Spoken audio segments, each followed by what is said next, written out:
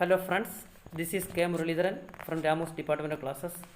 In this channel we provide classes for Kerala Service Rules, Kerala Education Act and Rules, Manual of Office Procedure, Kerala Financial Code, Kerala Budget Manual, Kerala Account Code, Kerala Treasury Code, Introduction to Indian Audit and Accounts, Constitution of India, Indian Penal Code, Criminal Procedure Code, Indian Evidence Act, Medical Jurisprudence and so on. The classes are provided with a view to helping those who prepare for departmental examination, either for declaration of probation or promotion. മേൽപ്പറഞ്ഞ എല്ലാ വിഷയങ്ങൾക്കും online interactive ക്ലാസ്സുകളും ലഭ്യമാണ്. താല്പര്യമുള്ളവർ വാട്സാപ്പിൽ വരികയോ നേരിട്ട് വിളിക്കുകയോ ചെയ്യുക.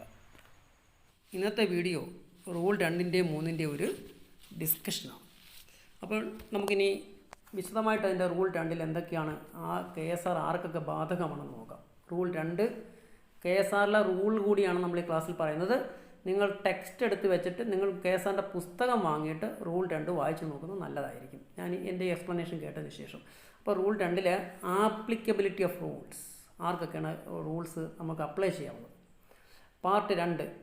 Part 2 tier rules will apply to whole time officers and employment hands, but it will not apply to contingent work and work establishment staff. ഒന്നാമത്തെ എന്താ പറഞ്ഞിരിക്കുന്നത്, അതായത് പാർട്ട് 2 tier റൂൾസ്, പാർട്ട് 2-ലാണ് tier റൂൾസ് വിശദമാക്കുന്നത്. വിൽ അപ്ലൈ ടു, ആർക്കൊക്കെ apply ചെയ്യും, whole time officers, അതായത് full time officers and employment hands, എംപ്ലോയ്മെൻറ്റിൽ നിന്ന് വഴി നിയമിക്കുന്നവർക്കും സർക്കാർ സർവീസിൽ മുഴുവൻ സമയ ജീവനക്കാർക്കും പാർട്ട് 2-ലെ tier റൂൾസ് ബാധകമാണ്. പക്ഷേ ഇറ്റ് വിൽ നോട്ട് അപ്ലൈ, അത് ബാധകമല്ല to contingent and work establishment staff. Contingent staff എന്ന് പറയാൻ നമ്മുടെ ഓഫീസിലൊക്കെ ഇപ്പോൾ PTS ഉണ്ട്, അത് കണ്ടിൻജൻസി ഫണ്ടിൽ നിന്നാണ് അവർക്ക് ശമ്പളം കൊടുക്കുന്നത്. കണ്ടിൻജൻസി ഫണ്ടിൽ നിന്ന് ശമ്പളം കൊടുക്കുന്നത് കണ്ടിൻജൻറ്റ് സ്റ്റാഫ് എന്നാണ് പറയുന്നത്. അതുപോലെ തന്നെ ചില ഡിപ്പാർട്ട്മെൻറ്റിലൊക്കെ വർക്ക് എസ്റ്റാബ്ലിഷ്മെൻറ്റ് സ്റ്റാഫ് ഉണ്ട്, അതായത് ഏതെങ്കിലും ഒരു വർക്ക് എക്സിക്യൂട്ട് ചെയ്യണമെങ്കിൽ അതിനൊരു ടെക്നിക്കൽ സപ്പോർട്ട് ആവശ്യമാണ്, അതിന് വർക്ക് എസ്റ്റാബ്ലിഷ്മെൻറ്റ് സ്റ്റാഫ് ഉണ്ട്. അപ്പോൾ വർക്കിൻ്റെ ഹെഡിലായിരിക്കും അവരുടെ പേയും മറ്റും മീറ്റ് ചെയ്യുന്നത്. അപ്പോൾ അവർക്ക് ഈ കണ്ടിൻജൻറ്റ് സ്റ്റാഫിനും വർക്ക് എസ്റ്റാബ്ലിഷ്മെൻറ്റ് സ്റ്റാഫിനും പാർട്ട് 2-ലെ tier റൂൾസ് ബാധകമല്ല. അപ്പോൾ ആർക്കാണ് ബാധകം, ഹോൾ ടൈം ഓഫീസേഴ്സിനും എംപ്ലോയ്മെൻറ്റ് ഹാൻഡ്സിനും ബാധകമാണ്. പക്ഷേ ചിലപ്പോൾ അങ്ങനെ ചോദിക്കാം, പാർട്ട് 2-ലെ tier റൂൾസ് താഴെ പറയുന്നത് ആർക്ക് ബാധകമല്ല. അപ്പോൾ അതിനകത്ത് എംപ്ലോയ്മെൻറ്റ് ഹാൻഡ്സ് എന്ന് പറയാം, അതുപോലെ തന്നെ ഹോൾ ടൈം ഓഫീസേഴ്സ് എന്ന് പറയാം, കണ്ടിജൻറ്റ് സ്റ്റാഫ് എന്ന് പറയാം, നൺ ഓഫ് ദി എബവ് എന്ന് പറയാം. അപ്പോൾ കണ്ടിജൻറ്റ് സ്റ്റാഫിന് ബാധകമല്ല. അതുപോലെ റൂൾ 2-ന് താഴെ റൂളിംഗ് എന്നും പറഞ്ഞിട്ടുണ്ട്. KSR അങ്ങനെയുണ്ട്, ഗവൺമെൻറ് ഡിസിഷൻസ് ഉണ്ട്, റൂൾസ് ഉണ്ട്, റൂളിൻ്റെ താഴെ റൂളിംഗ് ഉണ്ട്, അതുപോലെ നോട്ട്സ് ഉണ്ട്. അതൊക്കെ KSR പുസ്തകം എടുത്ത് വായിച്ചാൽ മനസ്സിലാവും. ഇത് നിങ്ങൾ 2-ൻ്റെ താഴെ റൂളിംഗ് എന്ന് തന്നെ എഴുതിയിട്ടുണ്ട്. Ruling to rule below rule 2. The rules in part 2 KSR shall apply to persons appointed to the service of government temporarily under rule 9 of part 2 of KSR and SSR. അതായത് നിങ്ങളെ എല്ലാവരെയും നിയമിക്കുമ്പോഴും എല്ലാ സർക്കാർ ഉദ്യോഗസ്ഥന്മാരെയും നിയമിക്കുമ്പോഴും നിയമനം കൊടുക്കുന്നത് Kerala state subordinate service rules, അത് Kerala state and subordinate service rules എന്ന് പറഞ്ഞ് Kerala state and subordinate service റൂൾസിലെ പാർട്ട് 2-ലെ റൂൾ 9 പ്രകാരമാണ് ആളുകളെല്ലാം നിയമിക്കുന്നത്. ഈ എല്ലാ നിയമനങ്ങളും അത് ടെമ്പററി ആയിട്ടാണ് ഒരാളെ അപ്പോയിൻറ്റ് ചെയ്യുന്നത്. അത് പിന്നെ പോലീസ് വെരിഫിക്കേഷൻ കഴിഞ്ഞ് റെഗുലറൈസ് ചെയ്യുമ്പോഴാണ് അവർ റെഗുലർ സ്റ്റാഫായിട്ട് മാറുന്നത്, അപ്പോഴാണ് ഫുൾ ടൈം ഓഫീസേഴ്സ് മാറുന്നത്. അപ്പോൾ അങ്ങനെ വരുമ്പോഴേ ഈ പാർട്ട് 2-ലെ KS ആൻഡ് SSR അനുസരിച്ച് റൂൾ 9 അനുസരിച്ച് നിയമിക്കുന്ന the rules in part 2 KSR shall apply to persons appointed to the service of government temporary ആയിട്ട് rule 9 KS and SSR rule 9 അനുസരിച്ച് നിയമിക്കുന്ന ടെമ്പററി ആയിട്ട് അപ്പോയിൻറ്റ് ചെയ്യുന്ന, യഥാർത്ഥത്തിൽ സർക്കാർ ജീവനക്കാരെ സ്ഥിരമായിട്ട് അപ്പോയിൻറ്റ് ചെയ്യുന്നതാണ്, PSC അഡ്വൈസിന്മേൽ നിയമിക്കുന്നതാണ്, അതിന് ടെമ്പററി എന്നാണ് പറയുന്നത്. പക്ഷേ റെഗുലറൈസ് ചെയ്യുന്നത് വരെയും അവർ ടെമ്പററി അപ്പോയിൻമെൻറ്റാണ് കണക്കാക്കുന്നത്, പോലീസ് വെരിഫിക്കേഷൻ മുമ്പ്. അപ്പോൾ അങ്ങനെ ടെമ്പററി ആയിട്ട് ചെയ്യുന്ന സമയത്തും പാർട്ട് 2-ലെ റൂൾസ് ബാധകമാണ്. അതെവിടെയാണ് പറയുന്നത്, റൂളിംഗ് ബിലോ റൂൾ 2. റൂൾ 2-ൻ്റെ താഴെ റൂളിംഗ് ഉണ്ട്, അതാണ് പറയുന്നത്. The rules in part 2 KSR shall apply to persons appointed to the service of government temporarily under rule 9 of part 2 KSR. Okay, നമുക്ക് അടുത്ത പോയിന്റ് എന്താണെന്ന് നോക്കാം. അതുപോലെ തന്നെ റൂൾ 2-ൽ തന്നെ സബ് റൂൾ 2-ൽ പറയുന്നത് sub rule 2, the remaining rules of part 1 and 3 shall, അതായത് remaining rules that is part 1 and 3 shall apply, ആർക്കൊക്കെ അപ്ലൈ ചെയ്യും, to every person the whole time employment, whole time മുഴുവൻ സമയ എംപ്ലോയ്മെൻറ്റിലുള്ള ജീവനക്കാർക്ക് of the government other than contingent and work establishment staff. അപ്പോൾ part 1 and 3 contingent സ്റ്റാഫിനും work എസ്റ്റാബ്ലിഷ്മെൻറ്റിനും ബാധകമല്ല. അത് ആർക്കൊക്കെ ബാധകമാണ്? Part 1 and 3 shall apply to every person the whole time employment. അതുപോലെ തന്നെ പാർട്ട് 2A പറയുന്നത്, റൂൾ 2A പറയുന്നത് those who ended service on or after 1/56. Those നമ്മൾ നേരത്തെ പഠിച്ചിട്ടുള്ളതാണ്. Those who ended service on or after 1/56. അപ്പോൾ ഇതെല്ലാം പറയുന്നത് റൂൾ 2 പറയുന്നത് ആർക്കൊക്കെ KSR ബാധകമാണെന്നാണ്. റൂൾസ് ആപ്ലിക്കബിൾ ടു അതാണ് പറയുന്നത്. അപ്പോൾ റൂൾ 2 പറഞ്ഞിരിക്കുന്നത് എന്താണെന്ന് മനസ്സിലായി. റൂൾ 2A എന്താണ് പറഞ്ഞിരിക്കുന്നത്? Those who ended service on or after 1/56. കഴിഞ്ഞ ക്ലാസ്സിൽ പഠിച്ചാണ് 1/56. That means who are not in service of government Travancore Cochin or government of Madras on 31/10/56. 31/10/56 service ഇല്ലാത്തവർ. ദാറ്റ് മീൻസ് 1/11 അതിനുശേഷം സർവീസിൽ വന്നവർക്ക് ഈ റൂൾ ബാധകമാണ്.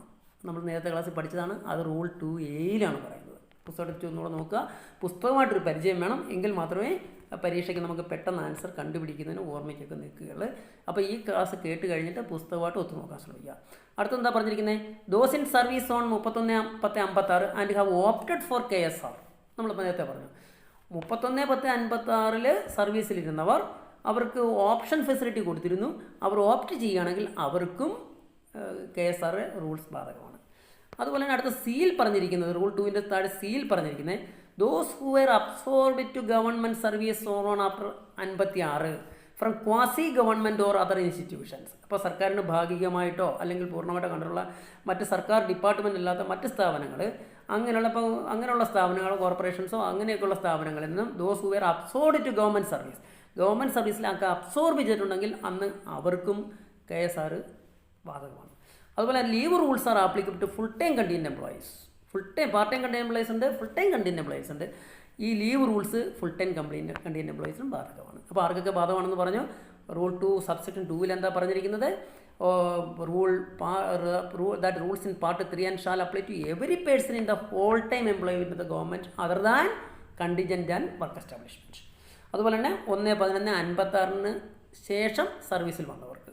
അതുപോലെ തന്നെ 31/10/56 സർവീസ് ഇരുന്നവർ KSR ഓപ്റ്റ് ചെയ്യുകയാണെങ്കിൽ അവർക്ക് ബാധകമാണ്. അതുപോലെ തന്നെ ക്വാസി ഗവൺമെൻറ് ഇൻസ്റ്റിറ്റ്യൂഷൻസിൽ നിന്നും ഗവൺമെൻറ് സർവീസിലേക്ക് അബ്സോർവ് ചെയ്തിട്ടുള്ളവർക്കും 1/11/56 ശേഷമോ അന്നോ അതിനുശേഷം അബ്സോർവ് ചെയ്തിട്ടുള്ളവർക്കും KSR ബാധകമാണ്.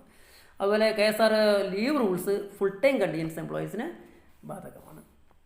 അടുത്തത് rule 3(1) these rules shall not apply. Rule 3(1) അപ്പോൾ 2 നമ്മൾ റൂൾ ആർക്കൊക്കെ അപ്ലൈ ചെയ്യാമെന്നാണ് പഠിച്ചത്. ഇനി റൂൾ 3(1) നമ്മൾ പഠിക്കുന്നത് റൂൾ 3(1) KSRൻ്റെ rule 3(1) these rules shall not apply. ആർക്കൊക്കെ അപ്ലൈ ചെയ്യാൻ പാടില്ല? Provisions of for whose appointment and conditions of employment special provision is made. അതായത് provisions for whose appointment and conditions of employment special provision is made. അതായത് ഏതെങ്കിലും ഒരു special പ്രൊവിഷൻ്റെ ഭാഗമായിട്ട് അല്ല special ആക്ടിൻ്റെ ഭാഗമായിട്ടോ ഏതെങ്കിലും പ്രത്യേക നിയമാവലിയുടെ ഭാഗമായിട്ടോ നിയമിക്കപ്പെടുന്നവർക്ക് റൂൾ 3 ബാധകമല്ല. ഉദാഹരണം, പുറത്തുനിന്ന് ആരെങ്കിലും മന്ത്രിമാരുടെ പേഴ്സണൽ സ്റ്റാഫിനെ എടുത്താൽ, പേഴ്സണൽ സ്റ്റാഫ് ഓഫ് മിനിസ്റ്റേഴ്സ് പുറത്തുനിന്ന് എടുക്കുന്നവർക്ക്, ഇപ്പോൾ സെക്രട്ടേറിയറ്റ് ഇരിക്കുന്ന ഉദ്യോഗസ്ഥന്മാരെ മാറ്റിയാൽ അവർക്ക് KSR മന്ത്രിയുടെ പേഴ്സണൽ സ്റ്റാഫിലോട്ട് മാറ്റിയാൽ അവർക്ക് KSR ബാധകമാണ്. എന്നാൽ പേഴ്സണൽ സ്റ്റാഫിനെ പുറത്തുനിന്ന് ആർക്കെങ്കിലും എടുത്താൽ അവർക്ക് KSR റൂൾസ് ബാധകമല്ല. അതുപോലെ തന്നെ all India services officers, IAS, IPS, IFS officers അവർക്കൊന്നും KSR ബാധകമല്ല. ഇതൊക്കെ ഏതിലാണ് പറയുന്ന? റൂള് 3(1) ആർക്കൊക്കെയാണ് ബാധകമല്ലെന്ന് പറഞ്ഞത്? സ്പെഷ്യൽ പ്രൊവിഷൻ അനുസരിച്ച് നിയമിക്കപ്പെടുന്നവർ. ഉദാഹരണം, പേഴ്സണൽ സ്റ്റാഫ് ഓഫ് മിനിസ്റ്റേഴ്സ്. ഇതൊക്കെ പരീക്ഷയ്ക്ക് ചോദിക്കും, ഇതൊക്കെ ചോയ്സിനകത്ത് വരുന്നതാണ്. അതുപോലെ IAS, IPS, IFS ഓഫീസേഴ്സിന് ബാധകമല്ല. അതുപോലെ ജഡ്ജസ് ഓഫ് ദ ഹൈക്കോർട്ട് അവർക്ക് സ്പെഷ്യൽ പ്രൊവിഷൻസ് ആണ്. അവരുടെ ശമ്പളവും KSR റൂൾസ് അനുസരിച്ചൊന്നുമല്ല അവരുടെ സർവീസ് കണ്ടീഷൻസ് ഒന്നും ഗവേൺ ചെയ്യുന്നത്. അപ്പോൾ ഹൈക്കോർട്ട് ജഡ്ജസിനും ബാധകമല്ല. അതുപോലെ തന്നെ അടുത്തത് പറയുന്നത് ദോസ് അപ്പോയിൻറ്റഡ് ബൈ ഇനി contract under rule 8 of part 1. ഇത് തന്നെ KSRലെ പാർട്ട് 8 അനുസരിച്ച് കോൺട്രാക്ട് അപ്പോയിൻമെൻറ്റ് നടത്താം. അങ്ങനെ കോൺട്രാക്റ്റ് വഴി അപ്പോയിൻമെൻറ്റ് നടത്തുകയാണെങ്കിൽ അവർക്കും KSR റൂൾ 3 ആപ്ലിക്കബിൾ അല്ല. അതുപോലെ തന്നെ those who have been specially excluded by notification the official gazette. അതായത് ഗവൺമെൻറ്റിന് ഒരു ഒഫീഷ്യൽ ഗസറ്റ് വഴി ആരെ വേണമെങ്കിലും ഈ റൂൾസ് ആപ്ലിക്കബിൾ അല്ല എന്ന് പറയാൻ ഗവൺമെൻറ് അധികാരമുണ്ട്. അപ്പോൾ അങ്ങനെ വന്ന ഒരു ഗസറ്റ് വിജ്ഞാപനം വഴി പ്രത്യേകമായി ഒഴിവാക്കാൻ സർക്കാരിന് അവകാശമുണ്ട്. അങ്ങനെ ആരെങ്കിലും ഒഴിവാക്കിയിട്ടുണ്ടെങ്കിൽ അവർക്കും KSR ആപ്ലിക്കബിൾ അല്ല. നേരത്തെ ഈ NMR വർക്കേഴ്സ് എന്ന് പറഞ്ഞ് PWDയിലൊക്കെ ഉണ്ടായിരുന്നു, അവരെ 19/4/75 തൊട്ട് ഒഴിവാക്കുകയുണ്ടായി. അപ്പോൾ അവർക്കും KSR ബാധകമല്ല. അപ്പോൾ റൂൾ 3(1) എന്താണ് പറയുന്നത്? These rules shall not apply. ആർക്കൊക്കെ അപ്ലൈ ചെയ്യുന്നില്ല എന്നാണ് പറയുന്നത്. അടുത്ത നമുക്ക് നോക്കാം, അടുത്ത ആർക്കെന്നെ അപ്ലൈ ചെയ്യുന്നില്ലെന്ന് നോക്കാം. Those who were in service prior to, നമ്മൾ നേരത്തെ എക്സ്പ്ലെയിൻ ചെയ്താണ്, അത് വേറെ രീതിയിൽ പറഞ്ഞിരിക്കുകയാണ്. പരീക്ഷയ്ക്ക് ഇങ്ങനെയും ചോദിക്കാം. ഞാൻ എക്സാം പോയിൻ്റാണ് ഇത് എടുക്കുന്നതെല്ലാം, പ്രീവിയസ് ക്വസ്റ്റ്യൻസ് റെഫർ ചെയ്തിട്ടാണ് ഈ നോട്ട്സ് തയ്യാറാക്കുന്നത്. Those who were in service prior to 1/1156 and continued after 1/1156 and not opted for KSR. നമ്മൾ നേരത്തെ പറഞ്ഞല്ലോ 1/1156, അതായത് 31/10/56 വരെ സർവീസ് ചെയ്യുന്നവർ, അവർ 1/1156 അതിനുശേഷം കണ്ടിന്യൂ ചെയ്യുന്നു, പക്ഷേ അവർ ഓപ്റ്റ് ചെയ്യുന്നില്ല KSR. അവർ പഴയ തിരുക്കൊച്ചി ട്രിവാൻകൂർ സർവീസ് റൂൾസോ അല്ലെങ്കിൽ മദ്രാസ് മാനുവലോ ഒക്കെയാണ് ഫോളോ ചെയ്യുന്നത്. അപ്പോൾ 1/1156 മുമ്പ് സർവീസ് ചെയ്യുന്നവർ 1/1156 ശേഷം കണ്ടിന്യൂ ചെയ്യുകയാണെങ്കിൽ those who were in service prior to 1/1156 and continued after 1/1156 and not opted for KSR, അവർ KSRലെ സർവീസ് വ്യവസ്ഥകൾ വേണ്ട, ഞങ്ങൾക്ക് പഴയത് മതി എന്ന് പറഞ്ഞാൽ, എന്നാൽ അവർക്കും പാർട്ട് 2 TA റൂൾസ് ബാധകമായിരുന്നു. അത് ഓർത്തിരിക്കുക. അതുപോലെ തന്നെ those who wear appointed through employment exchanges. ഇപ്പോൾ എംപ്ലോയ്മെൻറ്റ് എക്സ്ചേഞ്ച് വഴി താൽക്കാലികമായിട്ട് ആളുകളെ നിയമിക്കാറുണ്ടല്ലോ, 6 മാസത്തേക്ക് മറ്റും എടുക്കത്തില്ല. അവർക്കും ഈ KSR part 1, KSR part 2, part 3 പൂർണ്ണമായും ബാധകമല്ല. എന്നാൽ പാർട്ട് 2 TA ചില കാര്യങ്ങളോ ചില പാർട്ട് 1 ലീവിലൊക്കെ ബാധകമാണ്. പക്ഷേ പരീക്ഷയ്ക്ക് ചോദിച്ചാൽ എംപ്ലോയ്മെൻറ്റ് എക്സ്ചേഞ്ചിന് ബാധകമല്ല എന്നാണ് ആൻസർ പറയേണ്ടത്. അപ്പോൾ KSR റൂൾ 3 അനുസരിച്ച് those who wear appointed through employment exchange, താൽക്കാലികമായി എംപ്ലോയ്മെൻറ്റ് വഴി നിയമിക്കപ്പെടുന്ന ജീവനക്കാർക്ക് KSR റൂൾസ് ബാധകമല്ല. അടുത്ത നമുക്ക് നോക്കാം, ഇതിൻ്റെ താഴെ ഒരു നോട്ട്സ് ഉണ്ടായിരുന്നു.